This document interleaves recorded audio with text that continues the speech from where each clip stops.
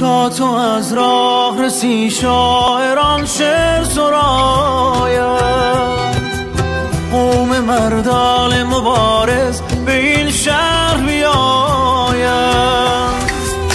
تا تو از راه رسی پنجره ها باز بمالد، مرد و زن بر سر هر کوچه آواز بخوانند.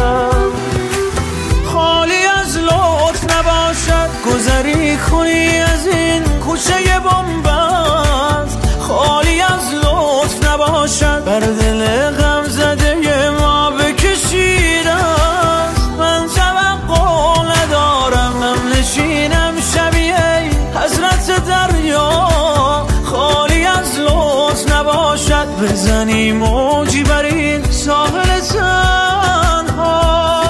زیبای من تنها تویی، صبر و قرار من، همه دار و ندار من. نخواهی بگذری از این دل آزرده من، بی تو که لبخندی دگر با من نمیماند. همه دنیا که میداند تویی حال خوش این باور پژمرده من، پژمرده من، پژمرده من.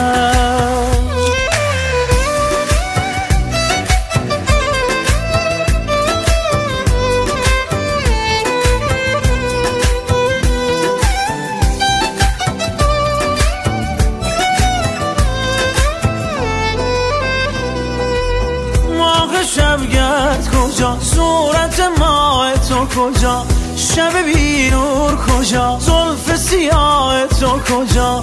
دل مغرور مرا ببین رساندی به کجا، شدم حرف زبان همه عالم به خدا.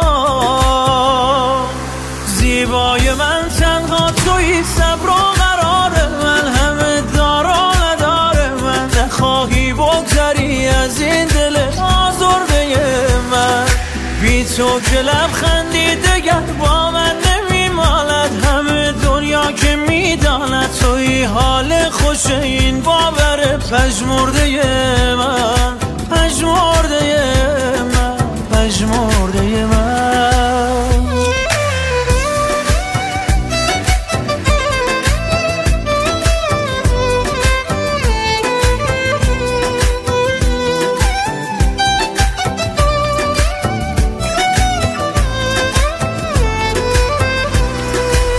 خالی از لطف نباشد گذری کنی از این کوچه بنبست، خالی از لطف نباشد بر دل غم زده ما بکشیده است. من توقع ندارم هم نشینم شبیه حضرت دریا، خالی از لطف نباشد بزنی موجی بر این ساحل تنها.